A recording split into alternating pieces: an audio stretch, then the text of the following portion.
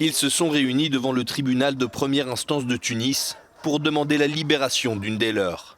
10 ans après la révolution, les Tunisiens se mobilisent pour protester contre les arrestations des critiques du pouvoir. En janvier dernier, des centaines d'habitants de quartiers populaires de la capitale Tunis avaient été interpellés lors de manifestations.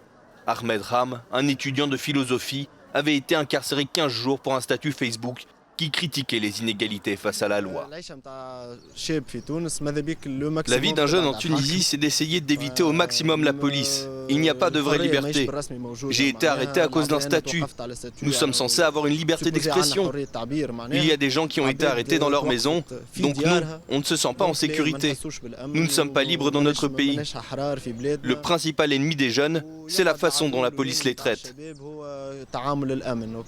Alors qu'il se trouvait chez un de ses amis, Mehdi Baroumi, expert en droit et gouvernance chez International Alert, a été arrêté et incarcéré pendant 2 jours pour avoir critiqué en privé la place grandissante des syndicats de police. De toute façon, on était dans un espace privé, on a discuté certainement des syndicats des policiers, des arrestations et tout. Ça, c'est un sujet qui nous tient à cœur et qui nous intéresse.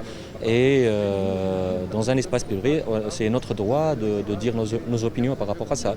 Quand on était arrêté et conduit vers le poste de police, ils ont parlé d'insultes contre les syndicats policiers. Selon une étude de l'ONG International Alert, 17% des habitants de 18 à 34 ans de 3 quartiers marginalisés du pays auraient été arrêtés en 2020. Mais le gouvernement tunisien se défend de toute action répressive face aux manifestants. Bien sûr que ce n'est pas une politique de répression. Bien sûr qu'on est en train d'évoluer dans le même sens des libertés et des droits.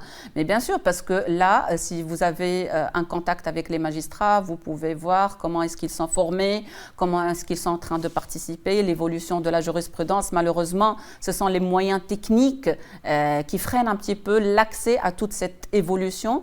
Mais les mauvaises pratiques persisteraient en raison de l'impunité de certains membres des forces de l'ordre.